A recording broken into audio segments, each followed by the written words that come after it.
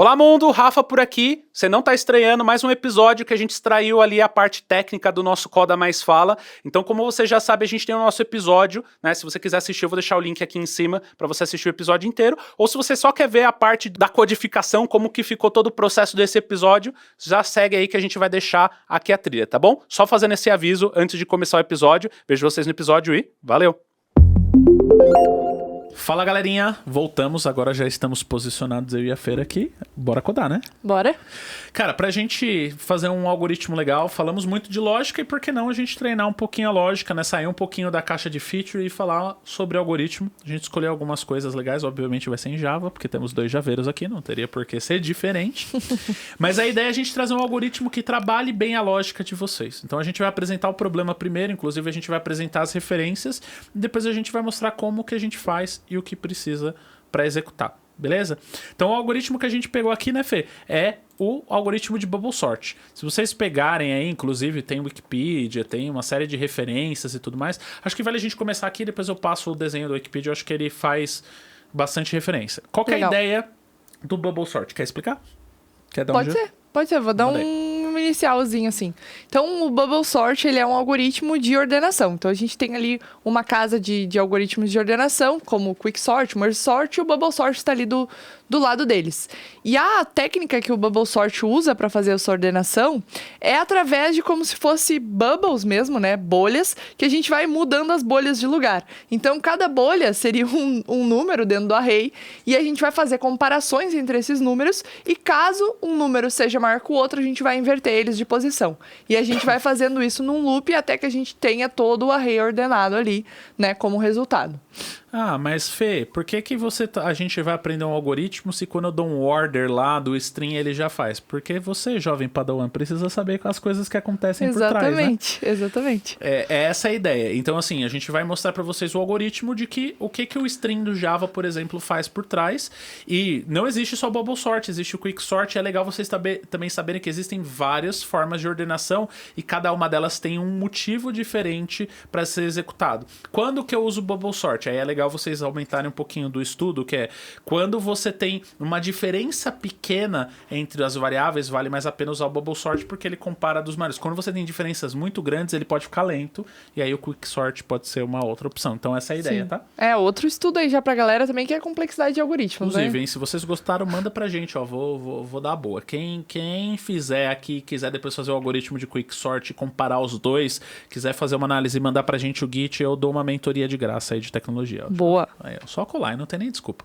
Então, ó, beleza. Dito isso, sacaram, né? A gente tem um array, esse array, conforme ele vai fazendo as comparações, ele vai se autoajustando até que no final a gente tenha um array ordenado ali, né? E aí, obviamente, que ele vai fazer N steps de acordo com o tamanho do array. Se o array tiver 1 zilhão, vai ter 1 zilhão de comparações.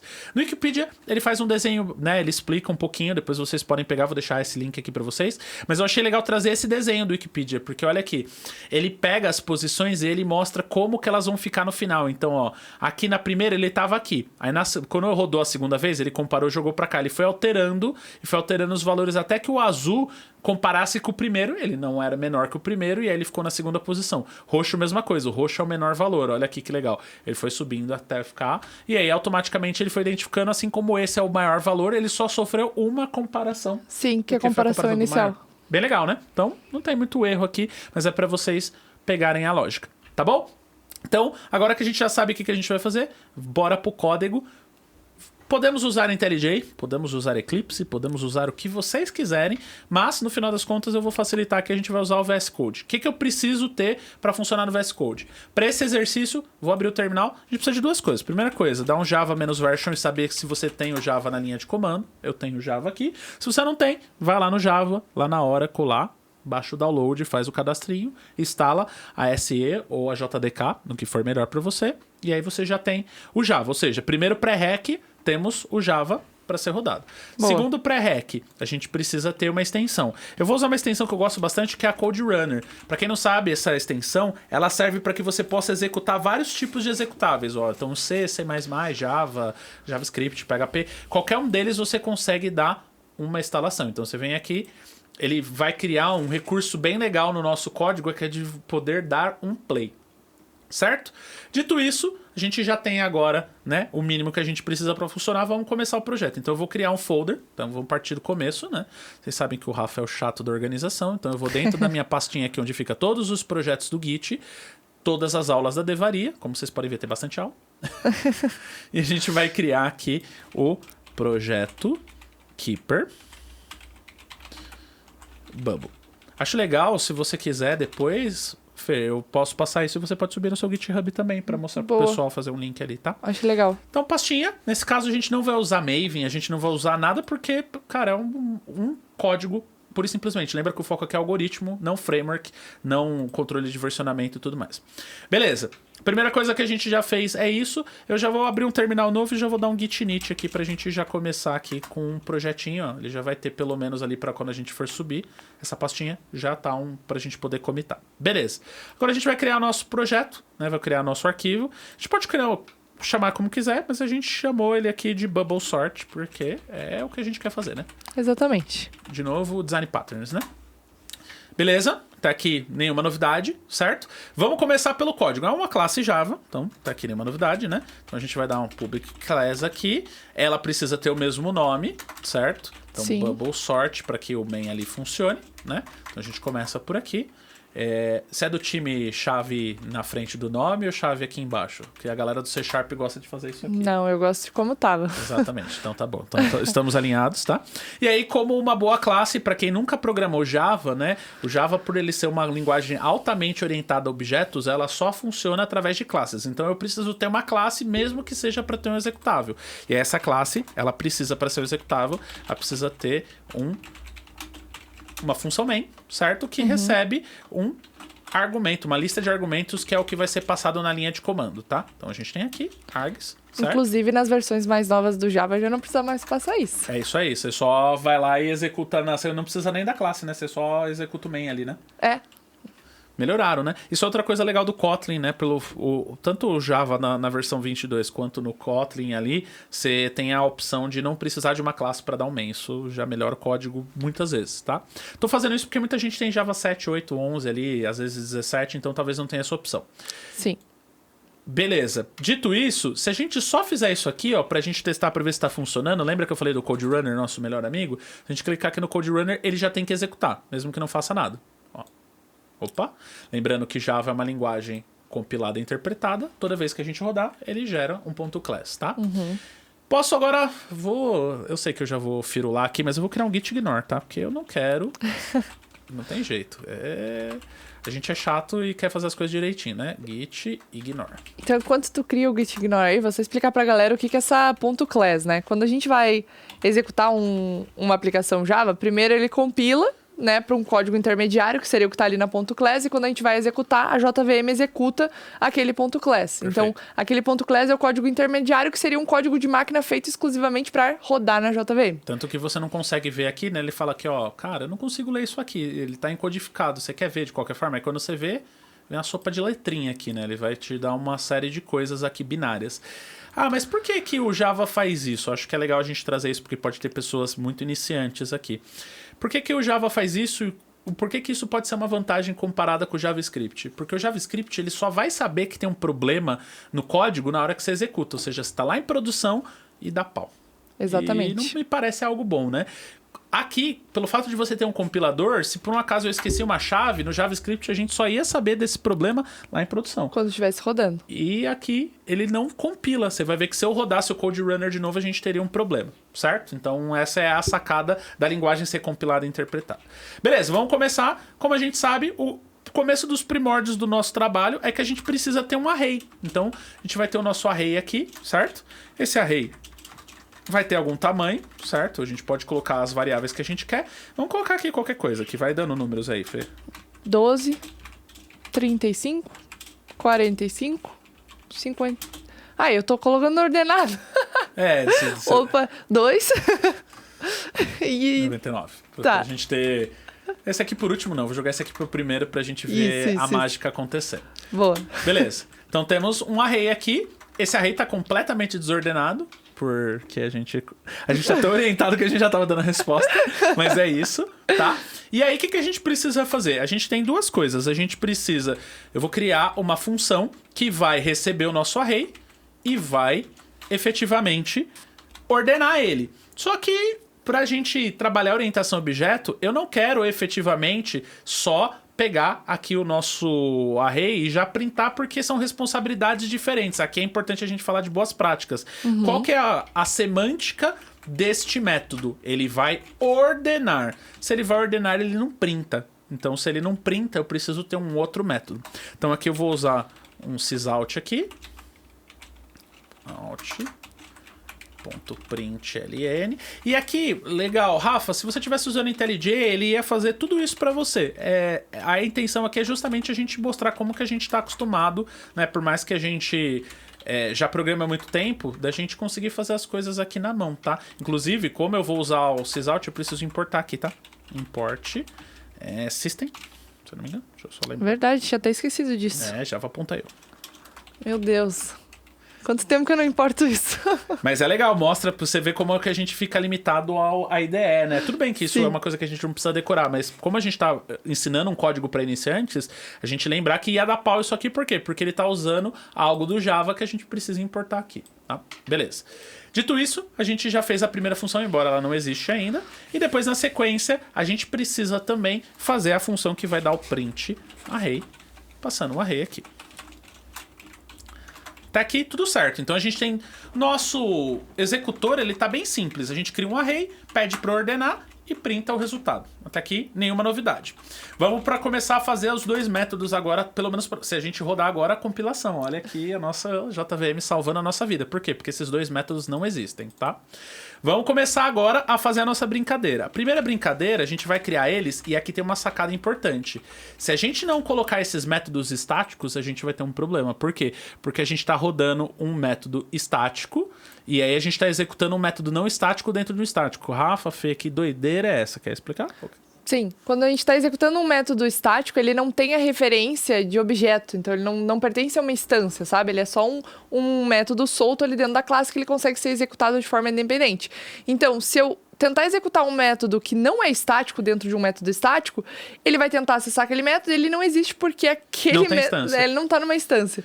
Então, ou só conversa com o estático, ou tu cria uma instância do objeto da classe BubbleSort e aí então executa os métodos ali dentro. É isso. Pensem assim, no Java, como é tudo orientado a objeto, às vezes você precisa ter instância, mas nem tudo precisa de instância. Então, quando você usa o static, quer dizer que você não precisa ter instância. E aí, o estático só conversa com o estático ou que tem a instância ali dentro. Então, se eu não colocasse esse static aqui, a gente ia ter um problema, tá? Vou usar o mesmo nome aqui do nosso BubbleSort, até aqui nenhuma novidade, né? Então, a gente vai fazer ele aqui bonitinho, certo? E ele vai receber como parâmetro de entrada o nosso array ali, né? Int array, que é um arrayzão aqui. Boa. Beleza? E tem que colocar o retorno do método também. Exatamente. Então aqui esse caso vai ser void? Vai, porque no final das contas a gente vai só manipular. Essa é outra coisa importante com relação à orientação a objeto, tá? Eu estou usando a referência aqui e eu estou manipulando a referência. Isso é uma boa? É uma boa. Mas vocês têm que tomar cuidado porque em orientação a objeto, às vezes pelo modificador de privacidade, ele não aceita quando você chama de uma classe para outra passar a referência e alterar a referência. Ele cria... Principalmente quando é classe, ele cria uma nova referência na memória. Aqui, como é um valor primitivo, ele vai aceitar. Mas se fosse um array de objeto, ele ia criar uma instância nova. Cuidado com isso, tá? Sim. O certo seria isso aqui devolver um int array, tá? Se a gente for falar de boas práticas, isso aqui seria o esperado, tá?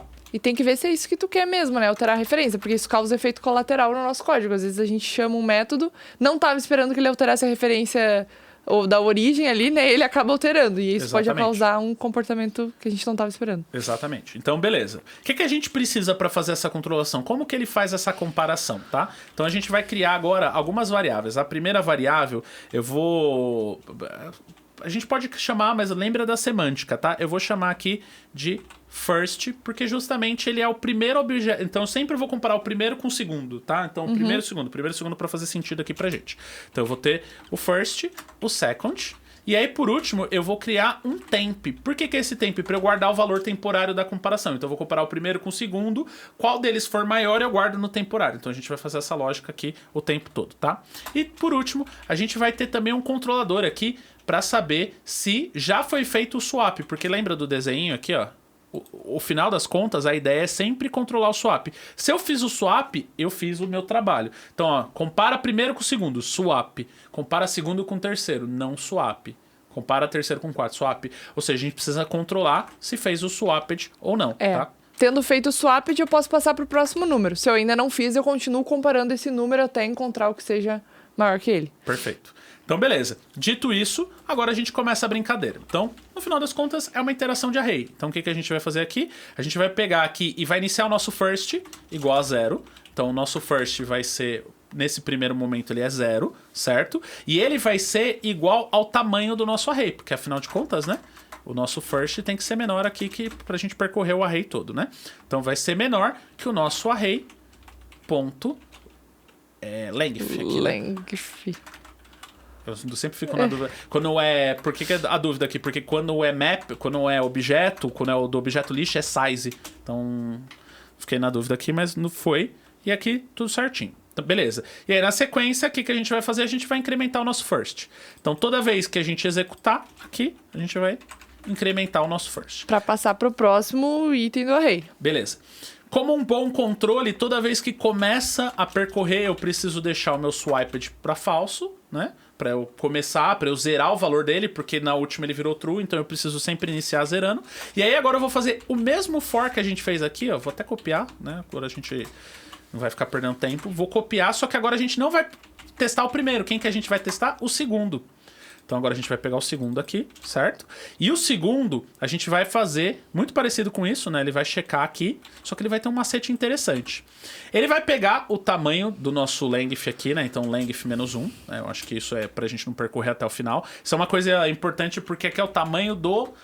Vale lembrar que quando a gente fala do array, o primeiro índice é 0. Então, se você pega o tamanho do array e percorre até o final, o que acontece? Ele vai dar um arrays outbound lá no último, porque o tamanho do array é diferente da quantidade de index, tá? Arrays nascem com índice 0 e o tamanho é do 1. Eu tenho 1 ou 30 elementos no array. Beleza. Nesse caso do segundo aqui, eu preciso pegar o array, só que eu preciso também subtrair o first aqui. Aqui é onde começa a primeira lógica. Por isso que é importante a gente ficar ligado com relação a isso e também já tirar um. Boa. Por que eu preciso fazer isso aqui? Porque o segundo, ele não precisa pegar o elemento que já foi pego no primeiro, concorda? Exatamente, eu não preciso percorrer tudo que eu já percorri ali no primeiro for, então eu já dou aquela andada. Exatamente, já então pensa, no primeiro parece que não vai fazer diferença, então aqui vai ser 0, aí quando ele vai fazer, vamos supor que o nosso array tem 5 aqui, tá? 5 menos 0, 5. E aí menos 1. Beleza. Só que aí no segundo já vai começar a fazer muito sentido. Porque o que vai acontecer automaticamente?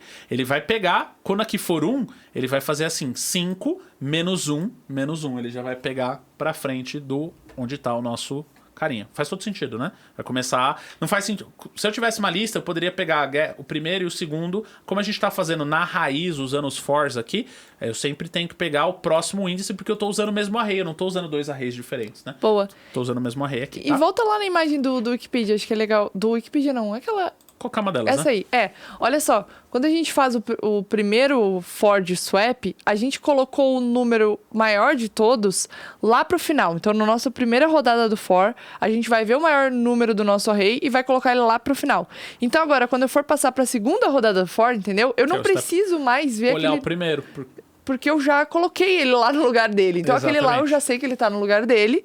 E agora eu só olho pros próximos. Muito legal. Por quê? Porque ele naturalmente já comparou os dois primeiros. E os dois primeiros ele já sabe que o segundo é menor e já jogou ele pra posição certa. Eu não preciso me preocupar. Porque eu já sei que nunca os... Ah, mas e se na ordem aqui ele se perder? Você vai ver que naturalmente ele vai se acertando. Porque depois ele vai fazer o check de novo, tá? Isso. Ó, beleza. Então, até aqui... Fechou? Certo? Agora o que a gente vai fazer? Agora a gente vai fazer a validação, que é onde o bicho pega aqui, né? O que a gente precisa verificar? A gente precisa pegar agora no nosso array, que a gente tem em mãos aqui, tá? Na posição do second, eu preciso checar se ele é maior que o próprio second mais 1. Tá vendo? Ele checa o próprio second com second mais 1. Ó. Por que ele faz isso? Porque vamos supor que aqui a gente tá checando o valor, tá? Vamos... teste de mesa. Então, ó, primeiros os dois valores que a gente vai ter aqui. Vamos começar trabalhar aqui. Então, a gente vai ter 99 e 22. Certo? Beleza. Nessa daqui, first aqui, certo? Ele zera o first, por motivos óbvios, né? Porque ele tá pegando aqui, né? Na hora que ele for pegar os valores aqui, ele vai estar zerado, certo? E o second vai estar 0 também. Aí, quando ele chegar aqui, ele vai pegar, assim, posição 0 do array, que na verdade aqui vai ser já o 0 também, né? É maior que a próxima posição? Tá só olhando o array. Então, assim, ele tava falando, 99 é maior que 22? A resposta é sim ou não? Não. Sim. 99 é maior que 22. Então, ele vai pegar e vai fazer o swap, que é o que a gente precisa fazer agora. Então, a partir do momento que 99 é maior que 22, ele vai entrar aqui e executar o que precisa ser executado. Que é o quê? A gente vai jogar pro temporário, agora, esse valor, certo? O valor que ele identificou que é maior. Tá aqui, beleza. A partir do momento que a gente já jogou para variável pro temporário, agora a gente faz o swap, que é o quê? Inverter os valores, né? Então eu vou pegar aqui o valor do meu second agora e vou jogar o valor do meu primeiro. Até aqui, né? Não tem mais nenhuma posição aqui. Então ele vai jogar aqui, certo? Ele vai inverter. Do 0, ele vai pegar a posição do 1 e depois ele vai fazer o contrário. Da posição 1, ele vai jogar o temporário, porque ele já definiu que ele é maior. Se a gente quiser testar aqui e jogar uns console log, se você quiser ir debugando, né, ele já vai jogando pra você, que você vai ver que vai fazendo muito sentido. E aí, ele já vai jogar o temporário aqui. Beleza, fez isso, ele já avisou que trocou o swapped. E aí já posso partir para a próxima posição. Beleza. Se a gente pegar aqui, só para vocês entenderem o que a gente vai fazer, não vai mostrar o array, mas a gente meio que já matou o algoritmo. É mais difícil de explicar do que de fazer, porque no final das contas a gente já resolveu o algoritmo, porque a gente fez de uma maneira dinâmica. Eu acho que essa é uma grande sacada desse algoritmo. A gente podia checar 0 com 0, 0 com 1, 0 com 2, etc e tal. Só que isso, para você escrever no código, quantas linhas iam ser necessárias? Uma pancada. Sim. E aqui a gente usou a estratégia de fazer usando o cálculo das posições. Eu sempre pego o atual e o próximo. Se o atual e o próximo no array for maior, eu já ajusto e altero as posições dele. Como que eu alterei? Eu primeiro criei uma variável temporária, substituí o primeiro pelo segundo e substituí o segundo pelo maior. Perfeito. E aí eu vou usando o for mais de fora para ir cortando os que eu já ordenei. Exatamente. Que aí eu não vou passando de novo por eles nesse porque fora aqui de dentro. Porque não precisa mais. Então a gente vem aqui por último, checa se o nosso swapped tá true, certo? Aqui, se você quiser fazer uma boa lógica, aqui você nem precisa checar o igual a true aqui nesse caso, porque ele tá checando o booleano, tá? É. Porque... E aí... Eu detesto... Eu não sou o cara do if de linha, tá, gente? Então vocês não vão ver eu fazendo... Por mais que isso aqui poderia ser feito na mesma linha, eu não gosto, tá? Eu sou carinha... Sou tiozinho, né? No Java, gente. Me perdoa.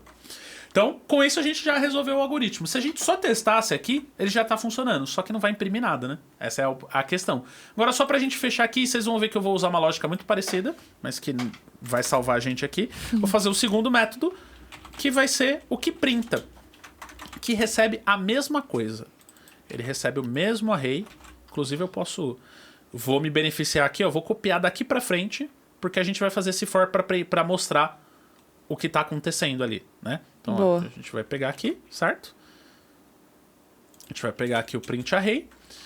No print array, o que a gente vai fazer de diferente? Aqui a gente não precisa percorrer duas vezes. A gente não precisa fazer a segunda lógica, porque eu só preciso percorrer o array uma vez. A única coisa que eu preciso fazer é printar. Então eu preciso do array, que nem a gente fez desde o começo, né? Aqui, não preciso chamar de first agora, porque vai ser um iterator. Eu vou chamar de i, como a gente costumaria chamar. O chato da semântica, pra quem tá aprendendo, eu faria iterator. Eu não chamaria de i, tá? Pra não... Pra ficar melhor de ler o Só código. Quem já trabalhou com indiano sabe como é sofrido trabalhar com underline i.getc.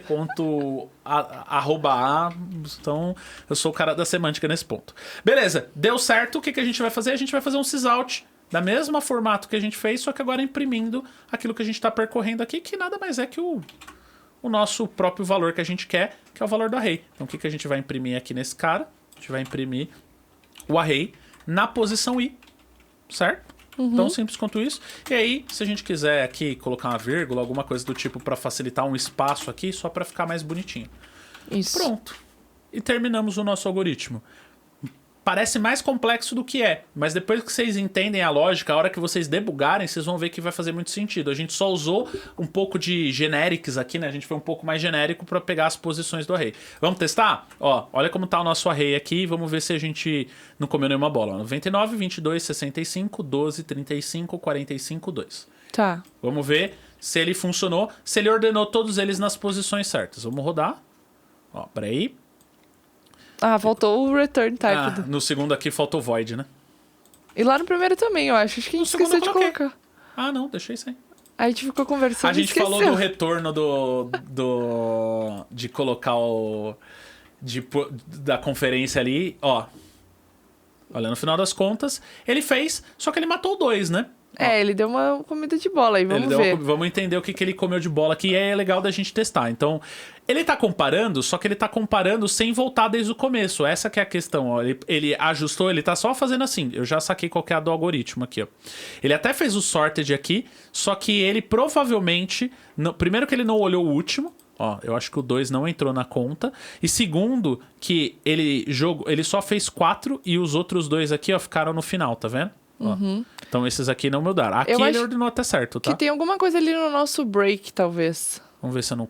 Break do ali no swapped. Ah, peraí, eu já sei o que é. Você tem toda a razão. Não é no segundo for que eu tenho que dar o break, é no primeiro. É aqui, ó. É? É. Eu tenho que parar... Tipo assim, a hora que eu achei o swapped no segundo, eu tenho que parar o primeiro pra ir pro próximo. Ó, só pra eu ver aqui, ó. Vamos ver se ele ajustou. Não. Não, peraí. Ou será que é um swapped só? Ó, até aqui tá certo. O swapped igual a true. A gente pode já dando sysout pra ver as comparações, tá? Mas o retorno, ele tá no segundo for. Não tô muito doido. O quê? Peraí, me buguei. O check... Ah, mas essa é igual a false. Essa é igual a false. Então é o contrário. Saquei agora. Agora deve ir. A gente foi na linha do true, mas na verdade é o contrário. É se não fez o swapped, aí ele dá o break. Sim. Agora sim, faz sentido. Opa. Dá o break aqui. Peraí, o que ele reclamou? Não entendi. Por quê? Erro. Eu neguei aqui o swapped, né? Deixa eu colocar... Ah, acho que ele não deve estar acertando a negação. Isso aqui é JavaScript. Inversão de valor, talvez ele não deixou. Vamos ver. É isso aí, ó. Tá aí. Só que aí tem uma coisa. Ele não tá pegando comendo o o último mesmo. Vamos entendendo por quê. Será que é... Deixa eu ver aqui. Será que o length tá certo? Não, pode ser lá no nosso for só do print. Porque a gente colocou -1 lá. Vamos... Tá certo. Vocês botaram não, mas tá menor que -1. Tá tipo... Aí tá menor, então não precisava tirar o -1 nesse caso. Ah, saquei. É, só no print. Então, peraí. Vamos ver se a gente não comeu bola. Agora sim. Aí, ó. Tá vendo? Boa. Mas olha, sacaram? O que a gente fez aqui, né? Então, agora que a gente ajustou e aí, conforme a gente foi codando aqui, isso é legal. Ah... Por que é legal usar um VS Code nessa linha? Você viu quanto que forçou a gente, por exemplo, de ponto e vírgula, de lembrar do void? Pra quem tá aprendendo, gente, isso é muito importante. Sim. Porque você vai fazendo no automático e às vezes você acaba esquecendo, né? A gente que programa há anos ali, putz, foi conversando aqui e esqueceu do void. Compilador deu erro, arrumando.